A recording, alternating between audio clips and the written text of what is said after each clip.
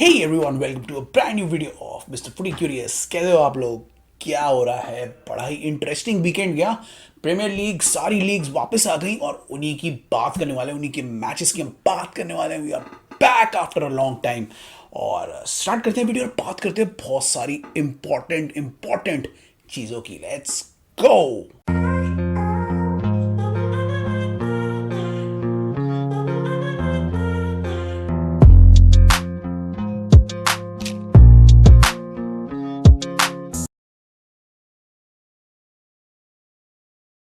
Hey guys, welcome back to the video.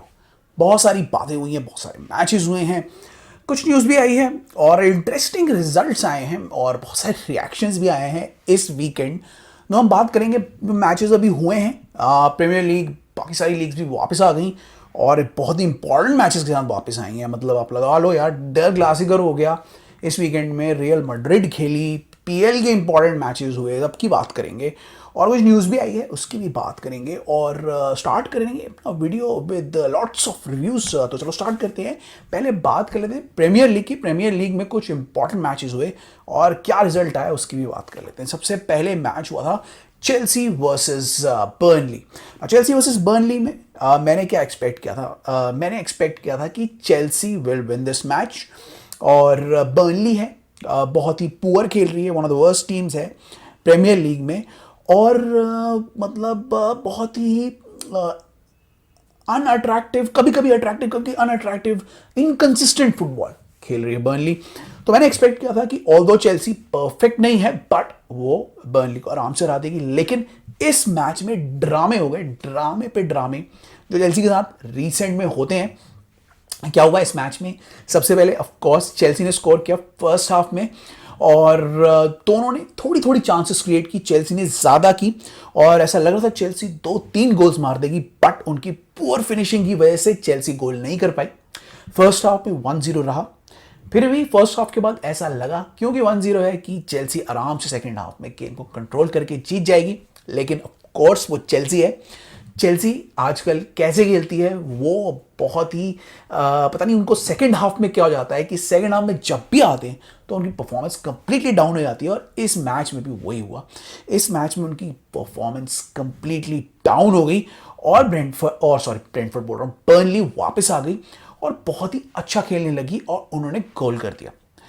Now उसके बाद क्योंकि गोल ऐसा मतलब हैरानी वाला था, मतलब किसी ने एक्सपेक्ट नहीं किया था, चेल्सी थोड़ी घबरा गई, घबराने लगी, मिस्टेक्स होने लगे तो बर्नली थोड़ी थोड़ी गेम में आने लगी। उसके बाद क्या हुआ? बहुत ही लैक लस्टर गेम हो गया, दोनों तरफ से कोई चांसेस नहीं आ रही थी और ऐसा लग रहा था कि गेम ड्रॉ हो जाएगा।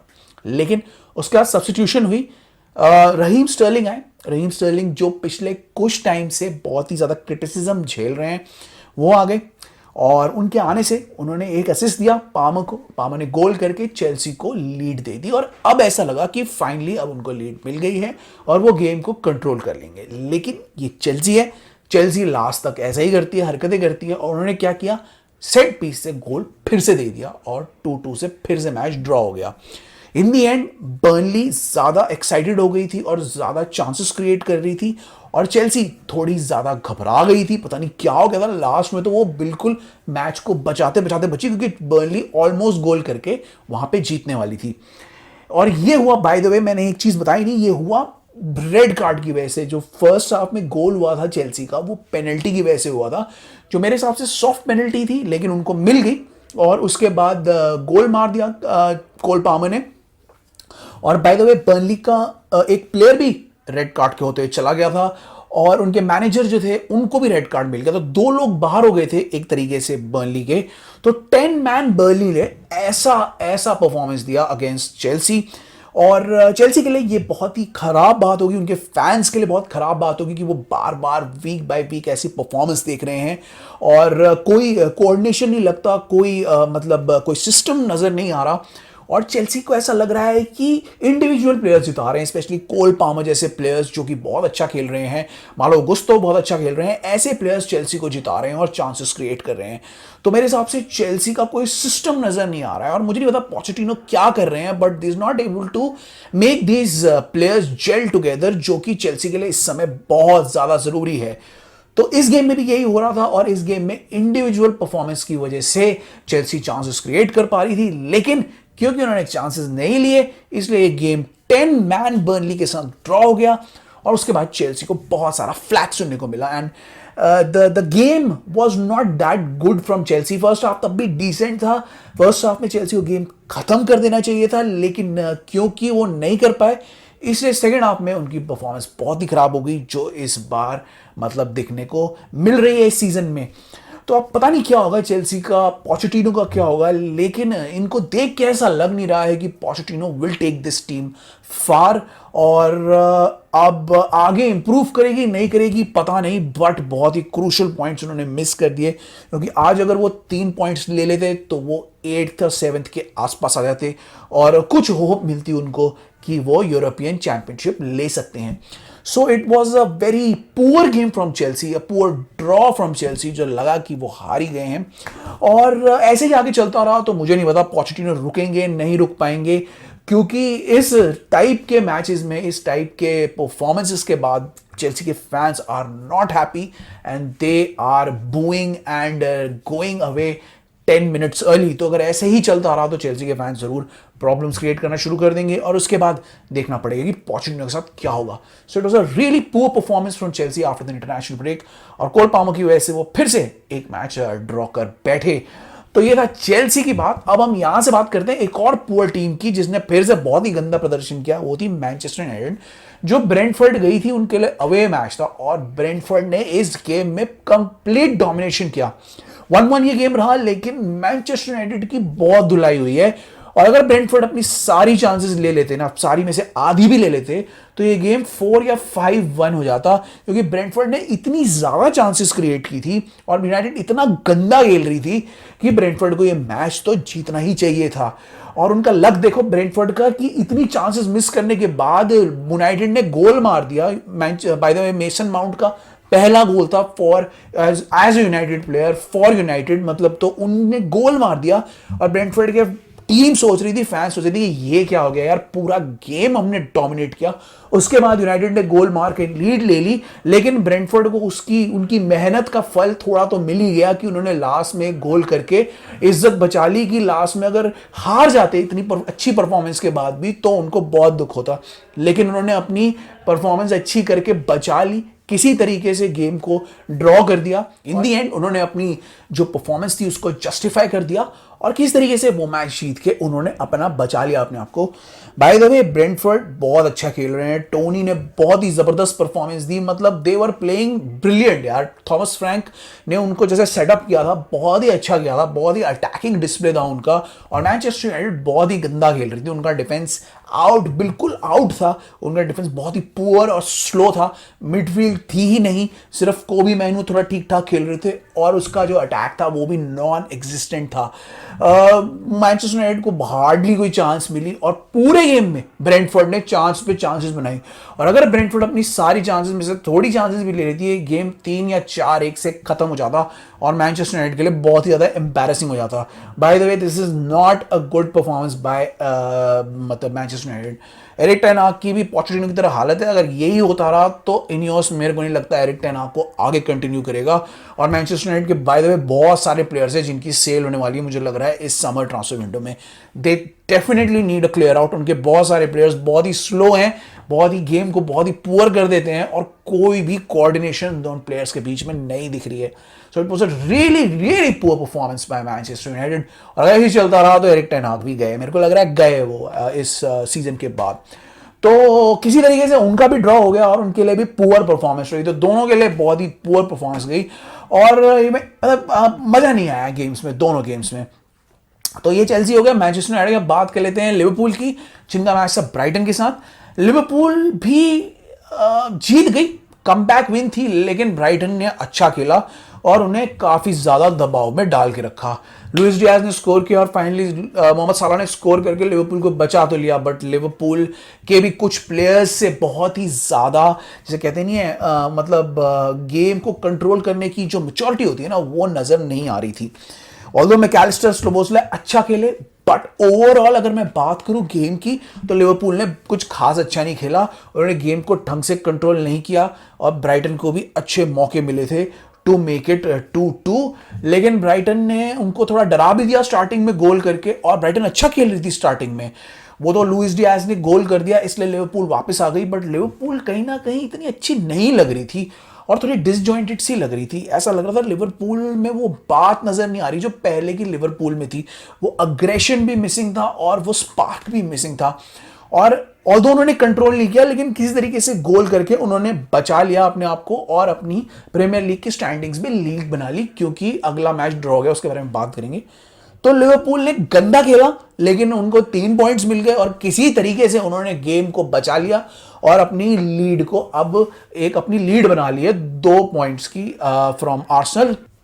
तो लिवरपूल के लिए पॉइंट्स, और उसके बाद हम बात करेंगे सबसे बड़े मैच की जो हुआ था। सबसे बड़ा मैच हुआ था मैनचेस्टर सिटी वर्सेस आर्सेनल, जो कि पार्ट 2 था ऑफ द टाइटल डिसाइडर जो अभी होने वाले हैं। नाउ टाइटल डिसाइडर मतलब ये मैच को बोला जा रहा था कि अगर आर्सेनल मैन सिटी से जीत जाती है तो वो टाइटल फेवरेट हो जाएगी, लेकिन अनफॉर्चुनेटली ये मैच बहुत ही बोरिंग रहा और दोनों टीम्स ने बहुत ही ज़्यादा बोरिंग परफॉर्मेंस जिसे कहते हैं। किसी भी टीम ने रिस्क नहीं लिए। अगर मैं बात करूं नंबर्स की तो 2 शॉट्स ऑन टारगेट थी आर्सेनल की और 1 शॉट ऑन टारगेट थी मैनचेस्टर सिटी की, जो बहुत ही पुअर है। लोगों ने एक्सपेक्ट किया था कि दोनों एक्साइटिंग फुटबॉल खेलेंगे, लेकिन दोनों टीम्स ने अपनी डिफेंस को एकदम तगड़ा रखा और दूसरी टीम को अटैक नहीं करने दिया। मैं ऐसा नहीं कह रहा कुछ चांसेस नहीं मिली थी, कुछ हाफ चांसेस भी मिली थी जो कि दोनों टीम स्कोर कर सकती थी और जीत सकती थी, but overall this was a really boring match. और जितने गोल्स हमने एक्सपेक्ट किए थे, जितना फन हमने एक्सपेक्ट किया था, उस हिसाब से कुछ भी नहीं मिला इस मैच में। अनफॉर्चुनेटली ये मैच ड्रॉ हो गया और इसी की वजह से लिवरपूल अब लीड कर रही है और मैनचेस्टर सिटी थर्ड हो गई है। अभी भी 9 मैचेस बचे हैं। मैं ही नहीं कहूंगा ये कंप्लीटली टाइटल डिसाइडर है, लेकिन इस मैग्नीट्यूड के मैच को इतना बोरिंग हमें देखने को एक्सपेक्टेड नहीं था। आर्सेनल की तरफ से Declan rice was really good, Gabriel played really well, उसने पूरा डिफेंस किया और हालैंड को शट डाउन कर दिया। Erling Haaland was a real disappointment in this match, वो कहीं दिखे ही नहीं और गोल करने का उनको मौका भी नहीं मिला। और मैनचेस्टर सिटी की तरफ से सिल्वा ठीक ठाक खेले और मेरे को और कोई प्लेयर ऐसा चमकता हुआ नजर नहीं आया जिसने बहुत अच्छी performance the. But overall this match was a really boring match, जो मतलब मज़ा नहीं आया, जिसको देखने से नींद आने लगी थी लिटरली। तो बहुत सारे लोगों ने मैच छोड़ भी दिया और इसका फ़ायदा जो था वो लिवरपूल ले गई, आर्सेनल और मैन सिटी को तो नहीं हुआ। तो अब देखते हैं आगे रेस में क्या होगा। मैं ये नहीं कह रहा आर्सेनल अभी रेस से बाहर हो गई है या मैन सिटी बाहर हो गई है, वो 2 या 3 पॉइंट ही पीछे हैं लिवरपूल से, but advantage in the and इस वीकेंड में लिवरपूल को मिल गया, क्योंकि उन्होंने भी गंदा खेला लेकिन विक्ट्री निकाल ली। और फायदा और डिसएडवांटेज उनको, मतलब फायदा और एडवांटेज उनको ये है कि 3 पॉइंट्स उनके लिए मस्त थे और वो 3 पॉइंट्स उनको मिल गए। ओवरऑल आर्सेनल वैसे खुश होगा कि उन्होंने ड्रॉ कर लिया और मैन सिटी से हारे नहीं, लेकिन डिसअपॉइंटेड भी होगा कि उन्होंने कुछ एफर्ट नहीं किया। मैन सिटी और आर्सेनल ने कुछ एक्स्ट्रा एफर्ट नहीं किए मैच जीतने के, वो ऐसा लग रहा था कि वो ड्रॉ से ही खुश हैं। तो it was drupe fest, but still it got over और इन दी एंड लिवरपूल वर द मतलब बेनिफिशरीज, जिसे कहते हैं ना, बेनिफिशरीज ऑफ दिस वीकेंड। और यहाँ पे प्रीमियर लीग के इंपॉर्टेंट मैचेस खत्म हुए। उसके बाद ला लीगा में आपके ये बड़ा अच्छा खेली आपकी रियल मैड्रिड, जिन्होंने हरा दिया रॉड्रिगो का बहुत ही बढ़िया गोल और कमबैक एक तरीके से बहुत अच्छी की रियल मैड्रिड ने after the break, and they played really well. Rodrigo was basically the player of the match and overall उन्होंने गेम को कंट्रोल किया and they easily won the match. मैं ज़्यादा कुछ बोलूंगा नहीं, उनको ऐसी कुछ प्रॉब्लम्स नहीं आई मैच में and it was a easy win for real Madrid. उन्होंने एथलेटिक बिलबाओ को हराया और 2-0 से विक्ट्री ले ली। रॉड्रिगो का गोल ही उसका हाईलाइट था and he was probably the man of the match of the game, मतलब इसको मैं कहूँगा। And it was a good game, good come back game for real Madrid. Real Madrid ने अब अपना जो फर्म ग्रिप है ला लीगा टाइटल में रख ही लिया है and now they will concentrate on Manchester city, जो उनका अगला मैच है। And let's see what happens in the champions league, but league में उन्होंने अपना अब कंट्रोल पूरा बना ही लिया है। इसके अलावा डर क्लासिकर हुआ जो डॉर्टमुंड जीत गई। मैंने ज़्यादा फॉलो नहीं किया मैच को, जस्ट न्यूज़ देखी थी, तो कंग्रेचुलेशंस टू डॉर्टमुंड। मैं इस मैच की ज़्यादा बात नहीं करूंगा क्योंकि मैंने इस मैच को ढंग से देखा नहीं, बट आई थिंक डर क्लासिकर डॉर्टमुंड जीत गई जो बहुत बड़ी बात है, क्योंकि उनका हमेशा से ये रहता है कि भाई बायर्न म्यूनिख से वो हमेशा हार जाते हैं, लेकिन इस बार उन्होंने दिखा दिया कि भाई इस बार बायर्न म्यूनिख अच्छा नहीं खेल रही, मौका था और जीत जाओ। तो कॉन्ग्रेचुलेशंस टू डॉर्टमुंड। मैं इसका प्रॉपर रिव्यू नेक्स्ट वीडियो में करूंगा, लेकिन अभी के लिए तो जस्ट कॉन्ग्रेचुलेशंस टू डॉर्टमुंड। तो ये थे इंपॉर्टेंट मैचेस जो हुए। अब हम बात कर लेते हैं दो इंपॉर्टेंट न्यूज़ की जो आई थी। सबसे पहली न्यूज़ तो ये आई है कि जाबी अलोंसो बायर लेवरकुसेन में अब रहेंगे, उनकी तरफ से आ गया है, कंफर्मेशन आ गया है कि वो 1 और साल तो एटलीस्ट रहेंगे। तो लिवरपूल का जो उनकी तरफ था कि लिवरपूल उनके लिए जाएगी, लिवरपूल उनको हायर करेगी अपने नए नेक्स्ट मैनेजर पोजीशन के लिए, वो अब नहीं हो रहा है। They are looking for someone else, क्योंकि जाबी अलोंसो अभी तो रुक ही जाएंगे और अब ये देखना है कि वो किसके लिए जाएंगी, क्या वो परमानेंट लॉन्ग टर्म मैनेजर के लिए जाएंगी या फिर शॉर्ट टर्म मैनेजर के लिए जाएंगी और जाबी अलोंसो के लिए नेक्स्ट ईयर वेट करेंगी।